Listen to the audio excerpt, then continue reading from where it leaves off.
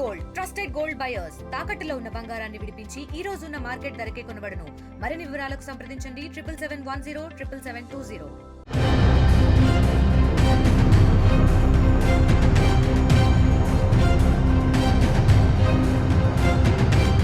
రాష్ట్ర వ్యాప్తంగా కలకలం సృష్టించిన అమీన్పూర్ ఘటనపై పూర్తిగా అంతా కూడా సర్వత్రా విమర్శలు వ్యక్తమవుతున్నాయి. ఎందుకంటే కన్న తల్లే తన పిల్లల్ని అత్యంత క్రూరంగా పూర్తిగా చంపేసినటువంటి నేపథ్యంలో వారి బంధువులు కావచ్చు, ఆ గ్రామస్తులు కావచ్చు, వారంతా కూడా దీనిపై ఆగ్రహం వ్యక్తం చేస్తున్నటువంటి పరిస్థితి.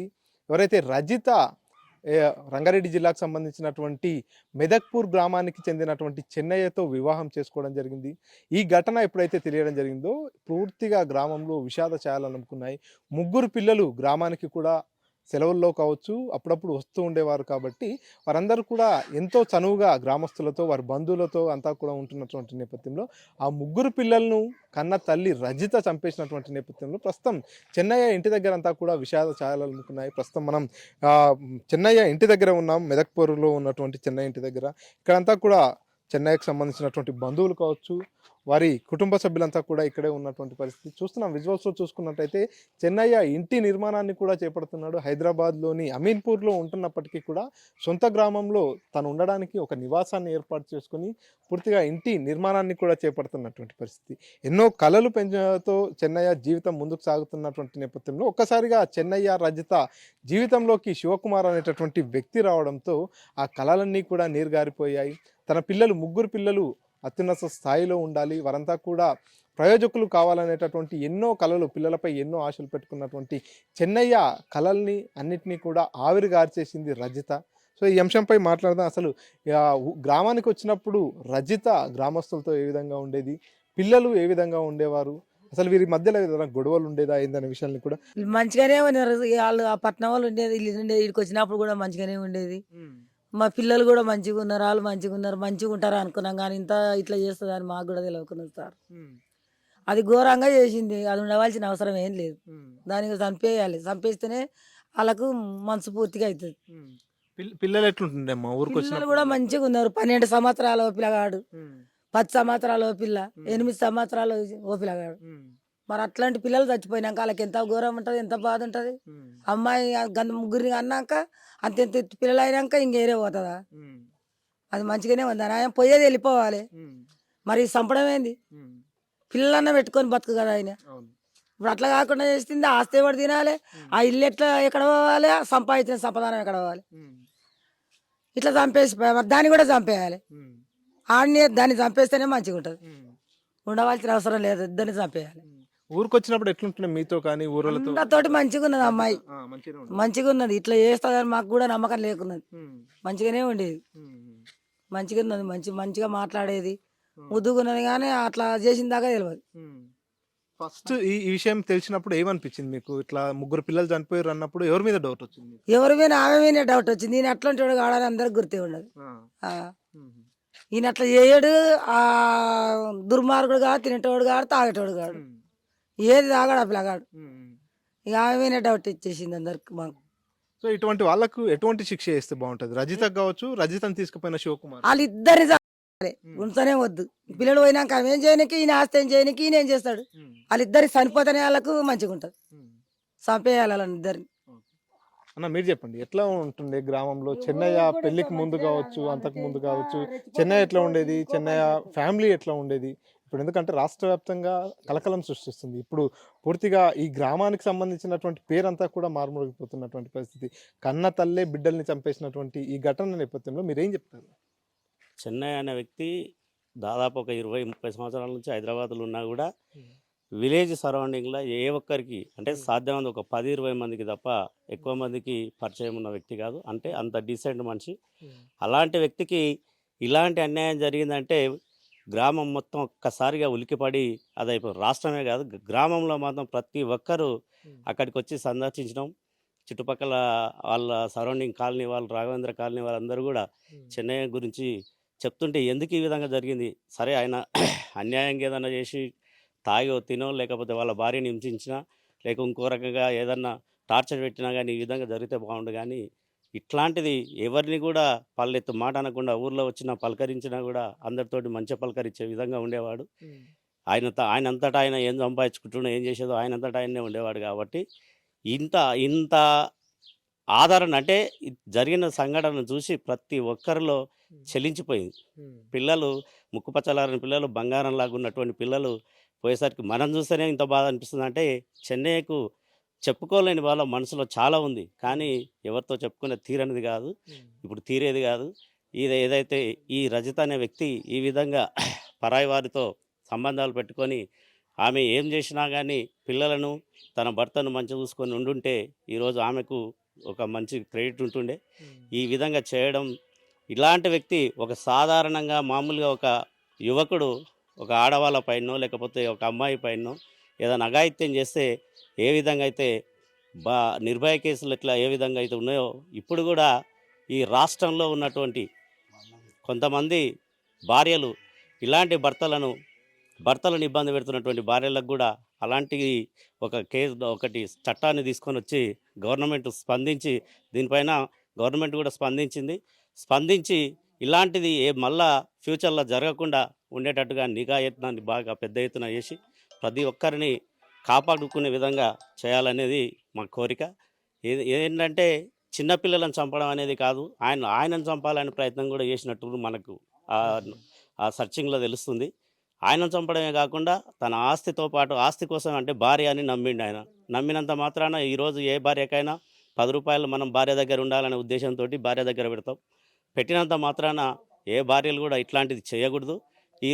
ఇట్లా చేస్తే ఫ్యూచర్లో ఎంత నష్టపోతారనేది ఈ రజితను చూసి నేర్చుకోవాలి. ఈరోజు ఆమె సాధించింది ఏం లేదు, అంత కఠినంగా క్రూరంగా పిల్లలను చంపి కూడా ఈరోజు ఆమె సాధించదు. ఏదైతే కావాలనుకున్నదో అది కోల్పోయింది, ఆస్తి కోల్పోయింది, ఇక్కడ భర్త కోల్పోయింది, పిల్లలను కోల్పోయింది, సర్వం కోల్పోయింది, ఏదానికి కూడా పనికిరాకుండా అయిపోయింది. కాబట్టి ఇట్లాంటి ఘటన ఎవ్వరు చేయకూడదు. ఫ్యూచర్లో మరెవరు ఆడవాళ్ళు ఎవరు కూడా ఇట్లాంటి సంఘటనకు, ఇట్లాంటి దుర్మార్గమైన పనులకు పాల్పడకూడదు అనేది రాష్ట్ర వ్యాప్తంగా ప్రతి ఒక్కరికి దేశవ్యాప్తంగా తెలిసిపోయింది. కాబట్టి రాష్ట్ర వ్యాప్తంగా ఇట్లా ఒక సంకేతం లాగా ఉండాలనేది మా యొక్క కోరిక. ఎట్లాంటి శిక్షలు ఇస్తే బాగుంటుంది? తీసుకెళ్ళినటువంటి శివకుమార్ అనేటటువంటి వ్యక్తికి కావచ్చు, కన్నపిల్లల్ని చంపినటువంటి రజితకు కావచ్చు, ఎలాంటి శిక్ష ఇస్తే బాగుంటుంది? మనకు దిశ కేసులో జరిగింది. దిశ కేసులో ఏ విధంగా అయితే ఎన్కౌంటర్ జరిగిందో అట్లా ఇట్లాంటి క్రూరంగా ప్రవర్తించిన ఆడవాళ్ళు కానీ మగవాళ్ళు కానీ ఎవరినైనా సరే ఆ విధంగా చేస్తే తగిన శాస్త్రికి అంటే మరొకరు కూడా ఉలికిపడి ఆడవాళ్ళు ముందుకు రాకుండా, ఇట్లాంటి అఘాయిత్యాలు చేయకుండా ముందుకు రాకుండా ఉంటారు అనేది ఈ మా యొక్క ఆలోచన.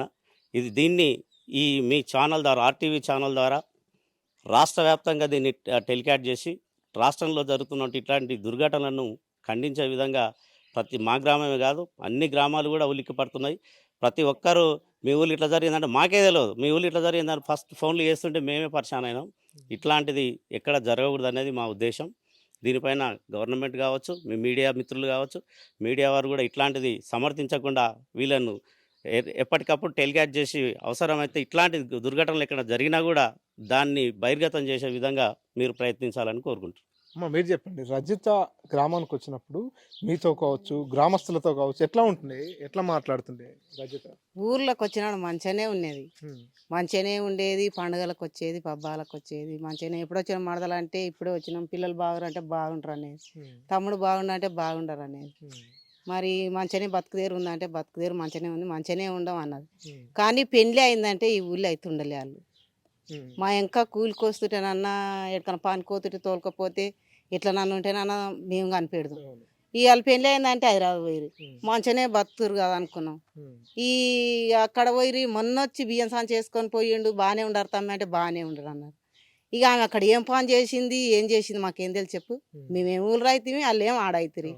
కానీ మంచి ఊరు అంటే పలాని చెన్నయ్య పెళ్ళం మంచిదే, పిల్లలు మంచిగా ఉన్నారు, మంచిగానే చూసుకుంటుంది అని అనుకున్నాం.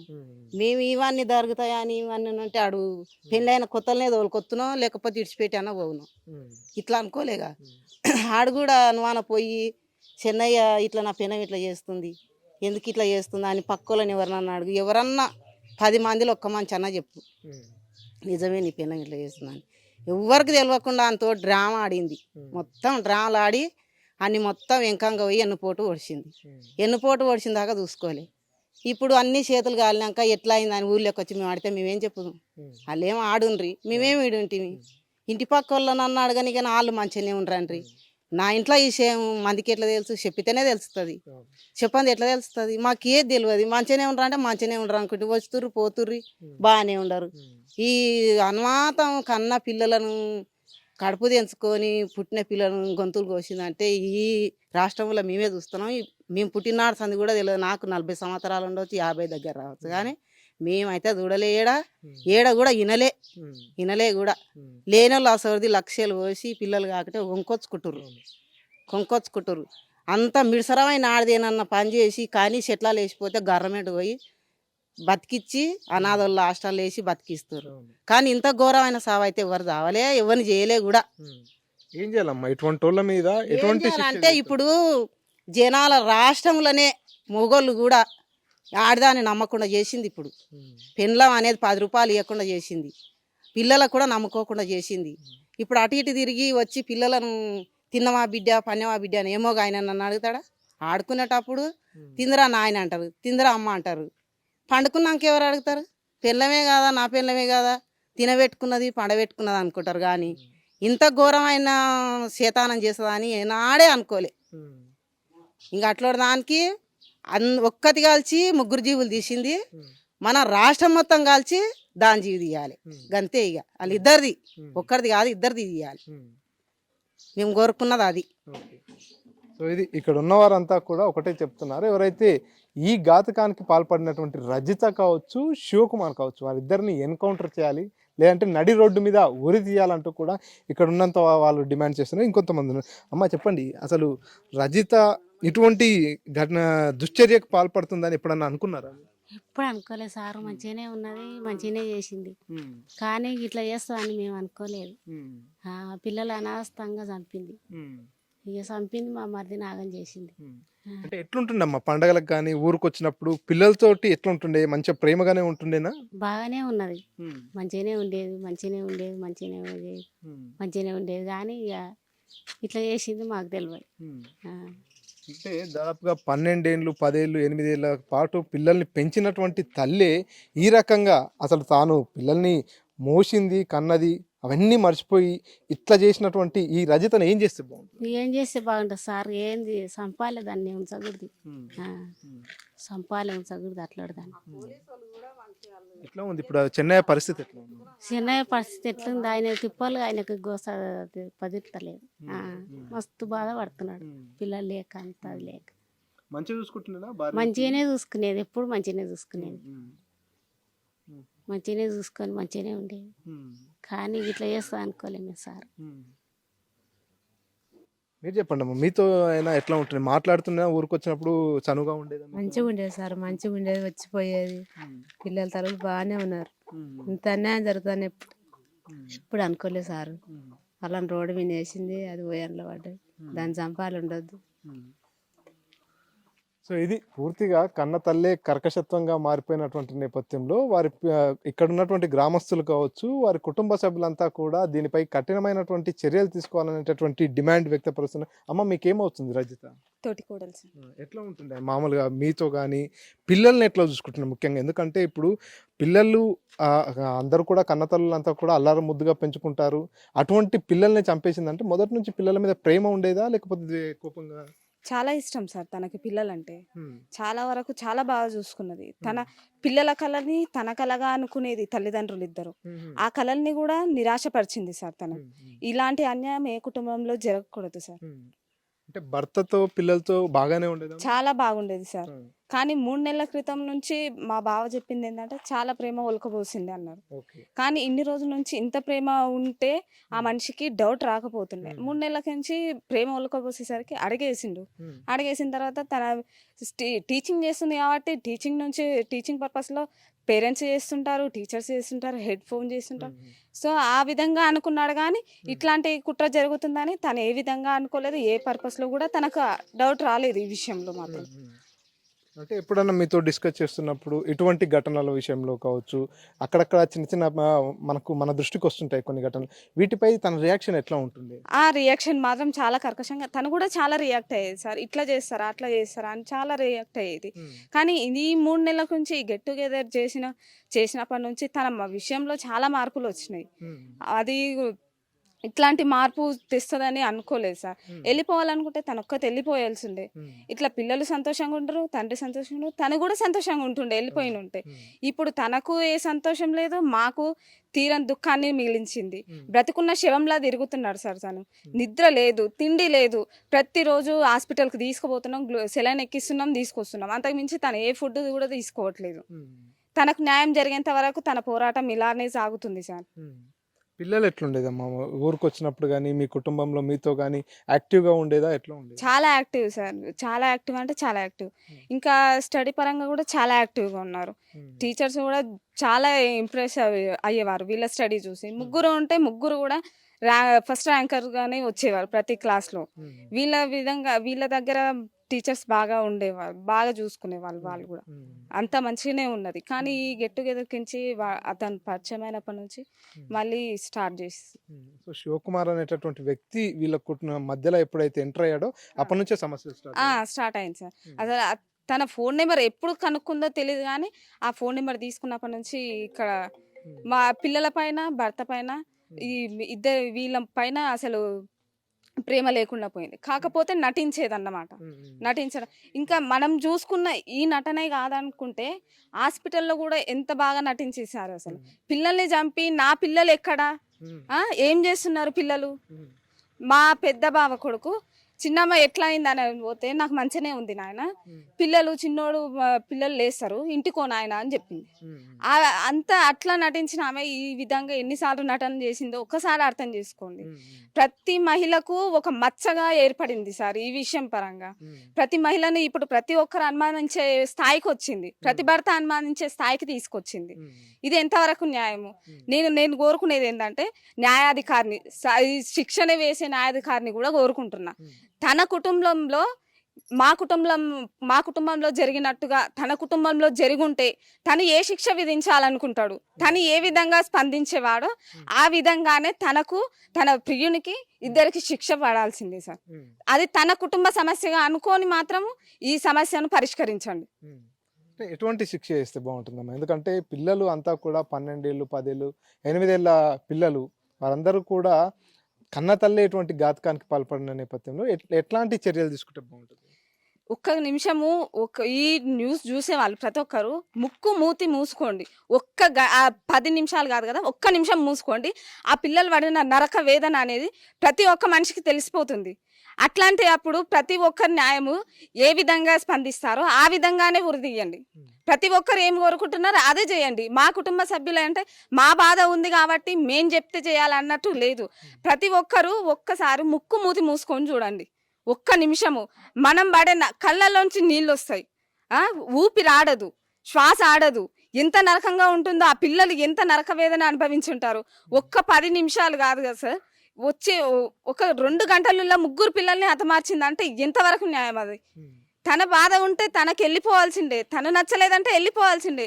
ఇప్పుడు నీకు 50 ఏళ్ళ అబ్బాయిలాగా కనిపిస్తున్నాడా అతను? ఇన్ని రోజుల నుంచి నీకు కనిపించలేదా? అతను వచ్చే వరకు నీకు అనిపించలేదా ఈ సిచ్యువేషన్? అంతకుముందు అయినా వెళ్ళిపోయాల్సి ఉండే. ఇప్పుడు తనని చూసుకొని నువ్వు ఈ సిచ్యువేషన్ క్రియేట్ చేయడం ఎంతవరకు న్యాయము? నీ ఆస్తి పాస్తులు అన్నీ తన పేరు మీదే ఉన్నాయి. నా భార్య అని నమ్మిండు, నా భార్యని నమ్మి తన పేరు మీద చేసిండు. అది ఎంతవరకు కరెక్ట్? నువ్వు ఆస్తిని వదిలేసుకున్నావు, పిల్లల్ని వదిలేసుకున్నావు, భర్తను వదిలేసుకున్నావు, నువ్వేం సుఖపడుతున్నావు ఇప్పుడు? ఎంత ఆస్తి ఉంటుందమ్మా? ఎన్ని కోట్ల ఆస్తి? దాదాపు తన పేరు మీద 2 కోట్లకు పై ఉంటుంది, 2 కోట్లకు పైన. ఎందుకంటే ఇక్కడ 2 ఎకరాలు ఉంది, 2 ఎకరాలకు దాదాపు 60-70 లక్షలు పోతుంది. ఇక్కడ ఆమన్గల్లో ఒక ఫ్లాట్, ఐలాపూర్లో ఒక ఫ్లాట్ తన పేరు మీద ఉంది. అంటే శివకుమార్ అనే వ్యక్తి మొత్తం ఈ ఆస్తులన్నిటినీ తెలుసుకున్న తర్వాతనే ఆమెను ట్రాప్ చేశాడు అనుకోవచ్చు. అది నిజము సార్, వాస్తవం. తను చెప్పింది వాస్తవం. ఎందుకంటే తన పేరు మీద ఎటువంటి ఆస్తులు, ఆధారాలు ఎటువంటివి లేవు. ఈవెన్ తన చెల్లి పెళ్లి కూడా ఉందంట, శివకుమార్ వాళ్ళ చెల్లి పెళ్లి. మా అనుమానం ఏంటంటే ఈ ఆస్తులు ఇవన్నీ తీసుకుపెళ్ళి వాళ్ళ చెల్లి పెళ్లికి ఉపయోగించారేమో అని మేము అనుకుంటున్నాం. అట్లా అనుకుంటున్నాం. ఏ ఊరమ్మా శివకుమార్? తెలీదు సార్, ఏం తెలియదు. మాల్ పక్కన అన్నారు కానీ మాకైతే తెలియదు. వాళ్ళు అన్నది మేము చెప్తున్నాం, మాకు కూడా తెలియదు. వాళ్ళు తనని చూడడం కూడా ఫస్ట్ టైం సార్. మొన్న విజువల్స్ మొన్న కోర్టుకు తీసుకెళ్తుంటేనే చూసినాం తనని కూడా. అంతకుమించి మాకే విషయం తెలియదు. సో ఇది ఇక్కడి పరిస్థితి అంతా కూడా. చెన్నయ్య ఇంటి దగ్గర అంతా కూడా కుటుంబ సభ్యులు కావచ్చు, గ్రామస్తులంతా కూడా ఈ ఘటన తెలిసినప్పటి నుంచి కూడా వారందరూ తీవ్ర ఆవేదన వ్యక్తం చేస్తున్నటువంటి పరిస్థితి. ఎందుకంటే వాళ్ళ కళ్ళెదుటే సెలవు రోజుల్లో కావచ్చు, మిగతా రోజుల్లో ఈ గ్రామానికి వచ్చినటువంటి సందర్భంలో, కుటుంబంలో ఏదైనా పండుగలు ఉన్నటువంటి సందర్భంలో ఆ ముగ్గురు చిన్నారులు వచ్చి ఎంతో కలివిడిగా, ఎంతో యాక్టివ్గా ప్రతి ఒక్కరిని కూడా వరస కలుపుకొని బాబాయ్, అవ్వ, నాన్నమ్మ అంటూ కూడా పిలుస్తూ వారందరితో ఎంతో ప్రేమగా ఉన్నటువంటి ఆ ముగ్గురు చిన్నారులు ఇప్పుడు లేరు అనేటటువంటి విషయాన్ని వీరు జీర్ణించుకోలేకపోతున్నారు. ముఖ్యంగా కన్న తల్లే పూర్తిగా ప్రియుడి మోజులో పడి ఇంత దారుణంగా చంపేసినటువంటి ఘటనపై వీరంతా కూడా ఆగ్రహం వ్యక్తం చేస్తున్నటువంటి పరిస్థితి. ఇంత దారుణానికి ఒడిగట్టినటువంటి లావణ్యను ఈ రకంగా మార్చి ఈ కుటుంబంలో పచ్చని సంసారంలో నిప్పులు పోసినటువంటి శివకుమార్ను ఇద్దరిని కూడా ఎన్కౌంటర్ చేయాలి, లేదంటే ఉరి తీయాలి. వారిద్దరిని చంపేస్తేనే ఈ ఘటనలో న్యాయం జరుగుతుందనేది ఈ గ్రామస్తులు కావచ్చు, వారి బంధువులంతా కూడా చెప్తున్నటువంటి పరిస్థితి. ఇది ఇక్కడ latest update. Camera person nursing రెడ్డితో మణికంఠ, RTV, మెదక్పల్లి.